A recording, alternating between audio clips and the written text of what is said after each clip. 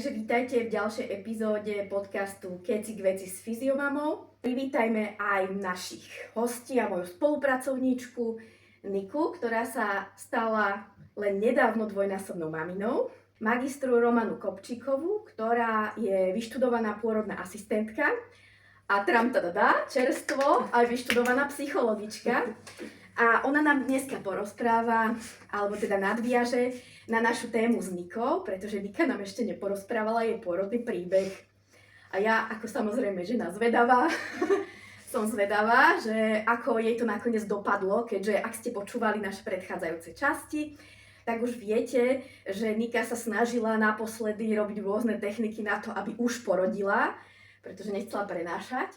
Som začala pracovať v Trnavskej pôrodnici, tam som pracovala niekoľko rokov a potom som odišla pracovať do zahraničia.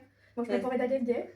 Môžeme. A najskôr to bola misia, išla som pracovať do Afriky ako pôrodná asistentka, do Južného Sudánu, to bola vlastne naozaj mimo civilizácie, takže áno, bolo to len na pár mesiacov.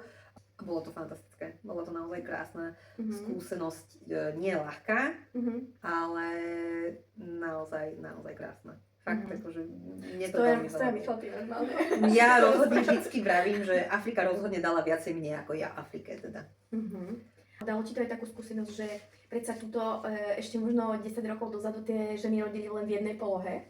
A tam si určite mala takú facku z toho, že ako sa tam rodí inak, nie? Je to tak? Paradoxne som to očakávala, ale tam veľakrát ženy chceli rodiť v tej polohe, ktorú ja som dúfala, že tam nebudem používať.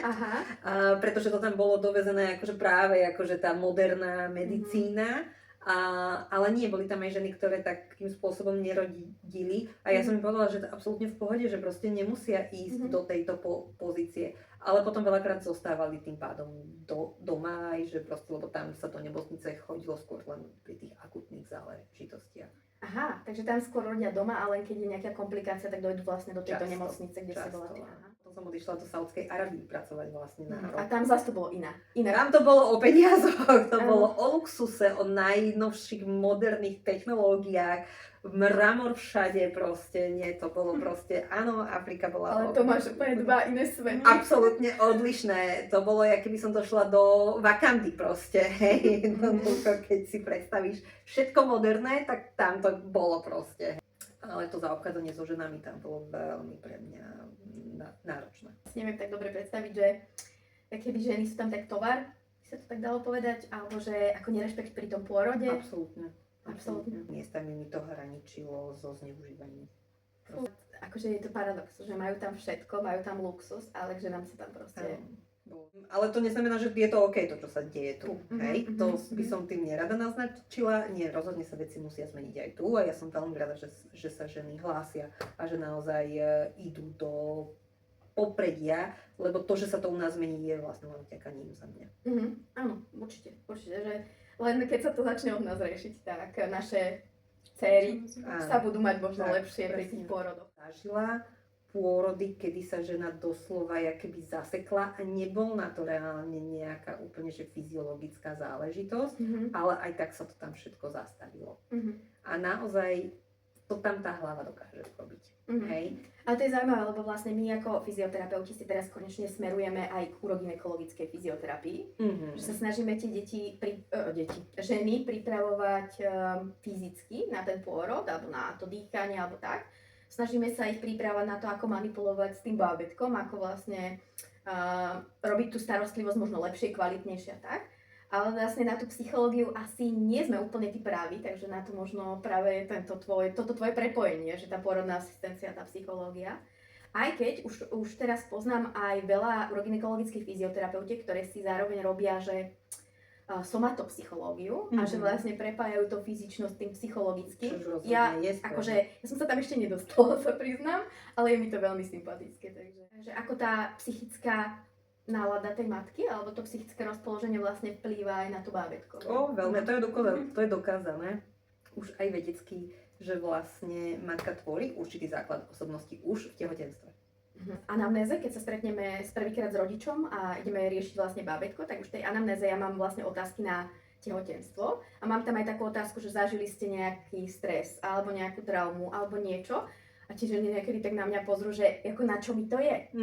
A už som pár príspevkov sa snažila na túto tému aj smerovať, že vlastne je to dôležité. A keď má žena proste stres v tom tehotenstve, alebo ja neviem, zažije, nedaj Bože, nejakú autonehodu, alebo smrť nejakého blízkeho, alebo niečo, tak jednoducho je to taký jeden bodík, ktorý my si tam vlastne zaznamenáme, že môže sa to prejaviť aj na prejave toho dieťatka, napríklad na svalovom napätí, alebo takto. Je to všetko, je to prepojené. Ja zase tým, že robím aj terapiu hrou a filiálnu terapiu s deťmi, čo je vlastne pre deti od troch rokov. Nehovoríš, že mám toho veľa.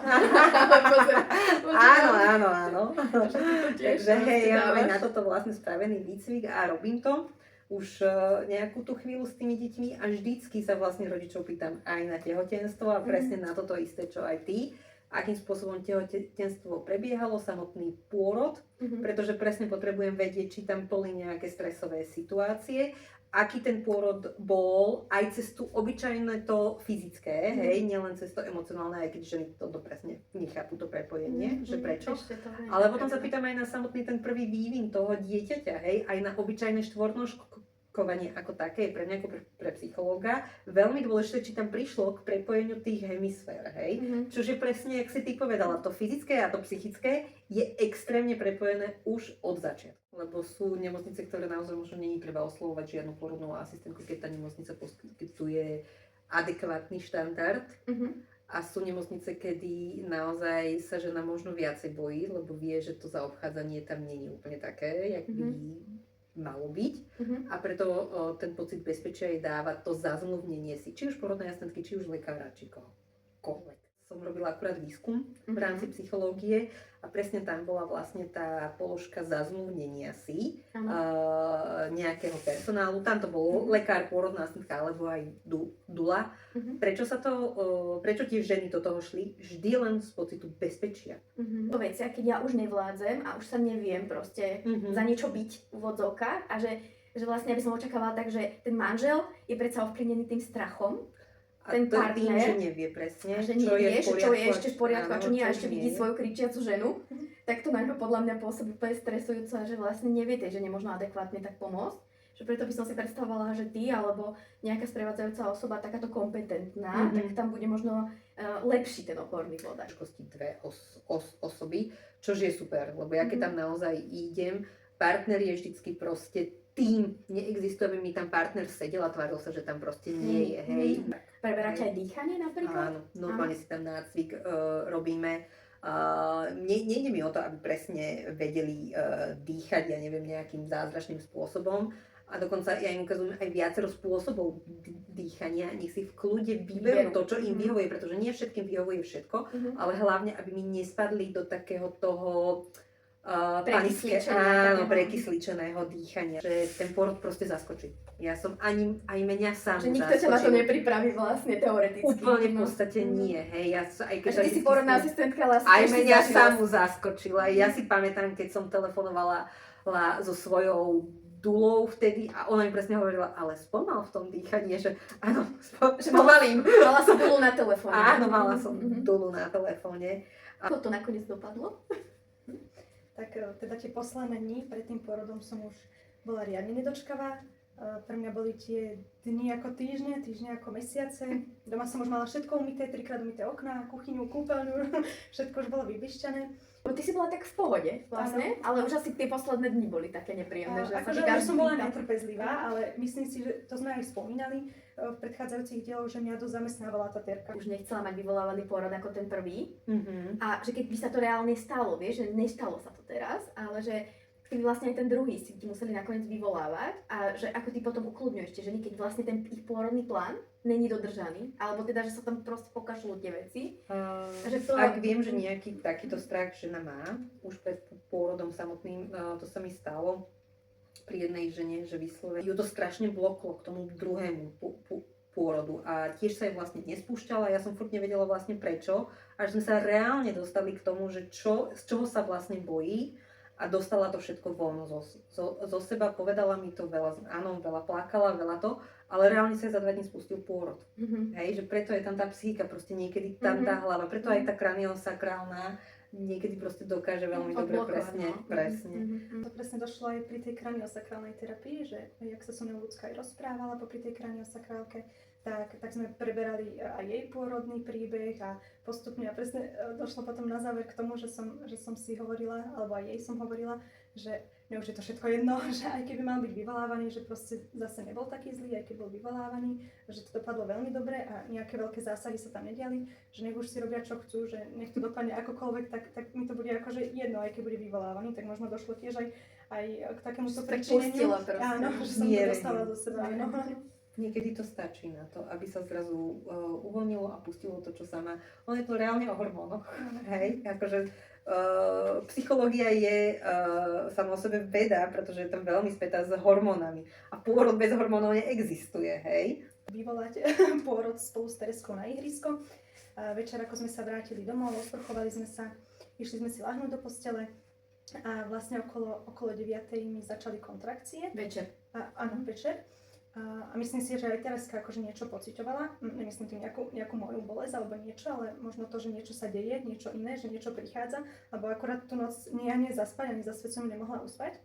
A tieto kontrakcie sa mi postupne veľmi rýchlo nabiehali akože silnejšie, až som to nevydržala a musela som utekať do sprchy. Tereska utekala hneď za mňou. Tam mi veľmi pomáhala teda tá teplá sprcha, ale kontrakcie som mala stále nepravidelné a vlastne aj celé to zavelenie, že ideme do pôrodnice, zavelil manžel Rudolf, pretože ja som si stále myslela, že mám čas. Ja som bola proste naučená nejakú tú formulku, že kým sú nepravidelné kontrakcie a akože není ten časový interval medzi nimi taký kratší, tak sa má zostať doma a neísť príliš rýchlo do tej pôrodnice. Ale teda takto spätne, keď sa za tým akože obzriem a si to tak nejako prepočítam, tak naozaj ten interval medzi tými kontrakciami som mala veľmi krátky, tam to bolo asi 5-8 minút a hneď zo začiatku, čiže ja som hneď zo začiatku mala rýchly nábeh kontrakcií, takže mohla som vedieť, že ísť skorej do tej pôrodnice. A teda manžel, čo nemal žiadny kurz, nevie vôbec absolútne nič, proste povedal, že a čo, nejaká príručka, tak to nebude, poďme do pôrodnice. A teda dobre, to rácio proste nejak zvíťazilo, ako chlapi zvyknú, rácio. A teda dobre, že tak aj zavedli, lebo teda tento druhý pôrod som mala v Boroch, v Bratislave a teda nejaká tá cesta tam ešte pred nami bola, no. Takže... No a nakoniec už to vyzeralo, že porodíš ako Nela Pocisková v aute. Bolo to tesne veľa. Prišla z toho úplne stresového z auta, že ježiš, nech to neporodím v tom aute, že čo budem robiť, kto to vytepuje. Ale nie, to ma nenapadlo. Podľa mňa toto napadlo. Alebo možno. A že som prišla vlastne do toho, kde zrazu na mňa začali hovoriť kľudným tónom, začali ma inštruovať, navigovať. Proste zrazu ten pocit istoty, že niekto to so mňou prežíva, že nie som na to sama, že to bude úplne v poriadku, bol fakt, že na nezaplatený. A to som tam bola 5 minút a podľa mňa toto bolo úplne že úžasné. Že ty si nespanikárila, vieš, to je akože veľký obdiv, že vlastne bolo také stresujúce a ty si sa furt vedela proste, vieš, skoordinovať, akoby, vieš, dať sa do seba a že vlastne to akoby vedome ovplyvňovať, vieš, lebo napríklad ja som strašný stresák. Ja sa sama seba v tejto situácii, ako si bola ty, neviem vlastne vôbec predstaviť, že ja by som asi, neviem, čo by som robila teda. Rovanka, že je už teraz v porodniciach už možné ako rodiť aj inak ako na pôrodnom tej klasickej koze vlastne, alebo ako sa tomu hovorí. A že teraz, že čo ty bežne zažívaš už aj keď chodíš tuto napríklad do Trnavy, že zmenilo sa niečo za tie roky? Ja som vlastne už niekoľko rokov, čo idem ja so ženami, nezažila pôrod na pôrodnom stole. Že buď na žinienke, alebo na pôrodnom gauči. Pôrodné stoly sú samozrejme stále využívané, to je tak klasický, ten klasický stôl, áno, kde vlastne ženy teda tlačia v tej klasickej polohe na chrbte, aj s vyloženými nohami. Ale naozaj ja už som ho teda nezažila, keď ja idem so ženou, tak ja som ho teda nezažila, čo ale netvrdím, že nie je využívaná táto pozícia. Viem, že stále sú lekári, ktorí to preferujú, hej, ktorí povedzme, že usmerňujú ženu do tejto pozície. Stále sú ženy, ktoré chcú rodiť v tejto pozícii vyslovene, hej, že ani si nevedia predstaviť rodiť v nejakej inej, alebo prípadne ani nevedia, že by vôbec mohli rodiť v nejakej inej. Aj takých je veľa. Ale áno, stále je bežnejšie a bežnejšie, že sa vlastne rodí mimo tohto pôrodného stola, alebo keď sa aj rodí na tomto pôrodnom stole, tak v inej pozícii ako v tej náhrade. Takže nejak v kľaku V napríklad. kľaku, v kľude, hej, presne na boku, alebo v takej tej polohe, kedy je vlastne tá jedna noha zdvihnutá. Na hej. boku vlastne, a že je podvinutá tá jedna Stále si vlastne v kľaku, ale máš keby jednu nohu. Aha, v trípode vlastne, trípod sa to, že na chodidle si vlastne jedno má na Áno, a na kolene, presne tak, Mhm. áno. U nás je to štartovacie, zase sa to pri pôrode volá. Štartovacie, Áno, ok. každý to dáva nejako. áno. Takže hej, toto je stále Ty si vlastne mala niečo v bežnejšie. pláne? Že keby vieš, že chcela si nejakú polohu vyskúšať, alebo si to nechávala Akože tak, ja že som čo ti Tých príde? predstav mala toľko. aj celé som si predstavovala aj pri tej prvej dobe pôrodnej, ako si cvičím na žinienke, ako na fidlopte, ako sa vešam na manžela a spolu predýchame kontrakcie, ale teda nečakala som, že sa nedostanem ani na tú pôrodnú salu, ani neviem, aké tam mali vybavenie, vôbec ale tuto chcem len poznamenať, že my sme sa vtedy aj bavili, že ja som bola práve ten prípad, ktorý bolo príjemné na tom chrbte, alebo teda v tom nejakom polosede, že mňa aj pôrodná asistentka dávala pri tom prvom pôrode do podrepu a na kolena, ale mne to v tom akurát nebolo príjemné. Pôrodný gauč, čož keď aj je v pôrodnici, či je reálne ponúkaný, že chcete rodiť tam a tam, môžete sa proste rozhodnúť, aktuálne je proste voľný, alebo sú nemocnice, kde sa tvária, že ho ani nemajú, hej, že tu neponúkajú tú možnosť, alebo mnohé nemocnice majú žinienky, hej, nemusia mať zásadne pôrodný gauč, stačí, ak majú proste žinienku a môže žena rodiť na zemi, alebo stojí, ale teda nad žinienkou, hej, napríklad. A je im tam možnosť vôbec ponúknutá, hej, povedané, že vy môžete rodiť aj takto, akú pozíciu si želáte. Ja mám takú čerstvú teraz skúsenosť, že jedna maminka mi hovorila, že ona mala so sebou dúlu práve a tiež v tejto nemocnici a že vlastne bola v ten deň jediná, ktorá rodila vlastne na tom gauči pôrodnom a že keď tam odchádzala s tou dúlou, takže nejaké staršie sestričky si tam len tak zašomerali, že no choďte si tam robiť tie čári mári. Že asi stále není ten úplne tá dôvera v tom. Testujúci prístup dokáže byť skrze to, čo si žena zvolí. Aj pôrodné poranenie hrádze je vlastne jazva, ktorú je dobré ošetriť. Keď sa opýtame, že máte nejakú jazvu na sebe, tak oni vlastne povedia, nie, nemám žiadnu ani operáciu, ani úraz, ani nič a úplne zabudnú na to, že boli nastrihnuté alebo roztrhnuté, lebo to vlastne berú ako takú automatiku. Čo, lebo deti sú proste špongie, hej, deti sú špongie a všetko to tam Ja som to zrovna včera jednej mojej maminke, ktorá chodí ku mne na terapie s malinkým, tak ona je ale že brutálne vystresovaná, ale že strašne. Takže ja som sa ju snažila tak jemne naviesť na to, že aj vy by ste potrebovali pre seba starostlivosť a terapiu, lebo to dieťatko môže byť proste s vami spojené. A ide to úplne neustále. Ja mám veľmi veľa detí v rámci terapii, kedy poviem, že môžeme skončiť terapiu, lebo ju potrebuje mama. Hej. Vlastne všetky tie reflexy, ktoré má pripravené, také tovarenské nastavenia, ktoré to babetko má, ako ich dokáže na tom tele matky vlastne najlepšie využiť. A odkedy sa mi narodila, v podstate až vlastne už nikdy mi ju nezobrali ani raz, že naozaj celý čas sme boli spolu neoddelené a toto si veľmi cením a to bolo jedno aj z tých pôrodných želaní. A teda aj po tom ošetrení a po tom samotnom bondingu dvojhodinovom, keď nás previezli na 600 nedelie, tak aj tie vyšetrenia sa diali proste pri mne, alebo pri manželovi a odtedy sme už boli spolu a už ju nikto akože odo mňa neoddelil, tak to bolo veľmi Je to bežná prax v porodniciach, že sa dieťatko necháva už teraz na tej maminke? Snažia sa. Naozaj už veľakrát áno.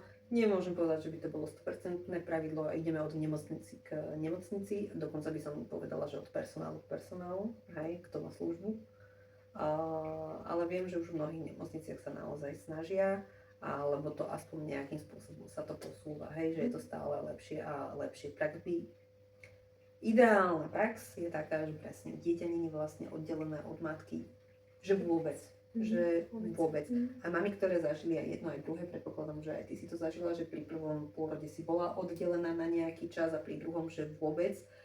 Aký je to strašný rozdiel. Očakávaný ten habitat, tá živná pôda jeho je proste tá hruď tej mamy, hej. A podarilo sa, že samoprísatie, že sa vyplázila normálne hore k tomu prsníku, alebo si ju nejak také, že vieš, že si jej pomohla sa nasmerovať, alebo tak, čo vidím, že že stále tie laktačné poradkyne v tých nemocniciach proste nevedia úplne poradiť tak a kde ženy nám odchádzajú proste s klobúčikmi a potom aké ťažké je to zase sa odnaučiť a tak. Ja som teda rodila 11 rokov dozadu už, ale ja som vlastne si donesla už do porodice cievku a odkvapkané mlieko v skúmavkách. Takže a reálne sme mali problém s prísatím. A dosť sme strápili a sestričky tam chodili na mňa pozerať. Som rodila teda úplne inde v Žilinskom kraji, ale teda sestričky sa chodili na mňa pozerať, že to ešte nevideli. A ja som mala mamilácku tú knihu otvorenú, ten návod na dojčenie a cez tú cievku som sa tam snažila a oni chodili na mňa pozerať, ukážte, ako to robíte a takže že bolo to také, tak dúfam, že teraz už je to iné po tých 11 rokoch. No, tuto mňa tiež tak nazvali a tiež som mala vlastne však knižku od teba požičanú, mamina.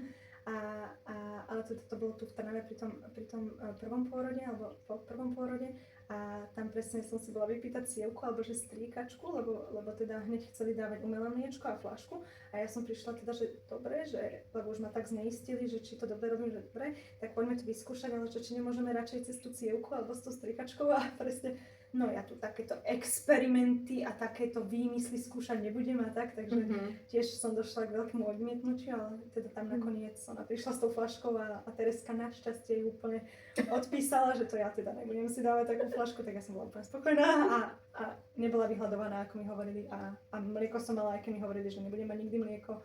A teraz ho máš až nadbytok. Nemocnica ako nemocnica. A tiež si myslím, že aj sestrička ako sestrička, že to bola tá jediná akože skúsenosť toho so sestričkou a už ostatní, keď prišli, vymenili sa služby, tak už presne úplne opačne na mňa išli, no určite výborne a takto a už to bolo úplne niečo To iné. je pravda taktiež, ideme aj od personálu k personálu. A inak ešte veľmi zaujímavá podľa mňa informácia, čo viem od teba, že v nemocnici, neviem, či to je v každej, ale v tejto bola, že mliečna banka.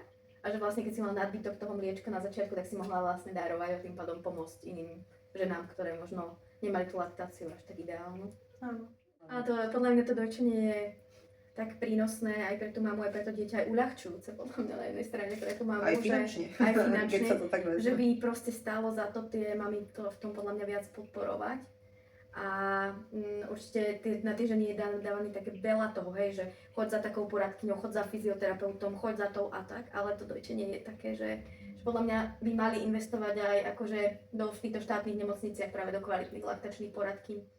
Práve do toho dojčenia ako takého, keď si chce naozaj žena zabezpečiť úspešný začiatok dojčenia, tak rozhodne toto je ten prvý krok, za ktorý sa oplatí bojovať, tento bonding, mať ho naozaj neprerušovaný, mať ho naozaj dvojhodinový, aby jej dieťa nezobrali na nejakých, iba rýchlo ošetriť a proste naspäť nie, proste aby tam to miminko stále bolo pri nej. Jednak, že tie detičky sú pokojné. Jak si ty hovorila, že si sa zľakla, že dieťa neplače, deti reálne nemusia úplne plakať. Oni naozaj nepotrebujú nejaký Oni tam potrebujú hlboký prvý nádych, ale nemusí to byť plač ako taký, hej, pretože dieťa, ktoré sa vlastne narodí, ide okamžite na mamu, počuje jej srdce, cíti jej vôňu, čiže sa opäť cíti v bezpečí, hoď pôrod ako taký je pre neho stresová záležitosť, hej, ale upokojí sa opäť na tej matke, čiže sa zase všetok tlak, puls, všetko sa dostáva vlastne do kľudu. Čiže tá matka sa reálne zamilováva do toho dieťaťa a tým pádom oveľa rýchlejšie dokáže tá matka rozoznať také tie signály, čo to dieťa chce, to je presne to, viem, ktorý plač, čo presne znamená. Toto sa matka učí, toto není dané pôrodom alebo hormónmi, ale nie, to sa tá matka reálne učí. Ale matka, ktorá má vlastne pevnejšiu vzťahovú väzbu s vlastným dieťaťom, aj vďaka bondingu, jej to ide tým pádom o niečo ľahšie. Si prípravy na pôrod, hlavne po sekcii, keď žena nemôže mať bonding, nech ho má rozhodne otec. Pretože zase ten istý hormón sa tam vyplavuje aj jemu, to zamilovávanie, tento oxytocín, a oni, tí otcovia, reálne potom perfektne dokážu presne, keďže sa tá vzťahová väzba je tam oveľa intenzívnejšia, tak oveľa lepšie reagujú na potreby toho dieťaťa a na rozoznávanie potrieb toho dieťaťa. Ja to aj tým maminám hovorím, že aj keď ste to nezažili v tej pôrodnici, tak dobehnite to doma. Že ja im to hovorím, že možno, že to není tá zlatá hodinka, alebo ako sa tomu hovorí, ale stále toho viete veľa vlastne dobehnúť cez ten kontakt koža na kožu aj doma. A práve aj tí tatinovci, hej, že keď si to nezažijú možno aj priamo na tej pôrodnici, tak nech doma. si to zažijú určite doma. Toto, čo si spomenula. Zaujal vás tento rozhovor? Celú epizódu nájdete v podcaste Kecik veci s fyziomamou v aplikácii Forendors. Čakajú tam na vás aj ďalšie epizódy, kde sme sa s rôznymi hostiami venovali témam ohľadne ženského zdravia a materského sveta, ale rovnako skúsenostiam z našej fyzioterapeutickej praxe. Neváhajte nás sledovať, aby vám neušiel žiaden ďalší zaujímavý rozhovor. Ďakujeme, že nás takto podporujete.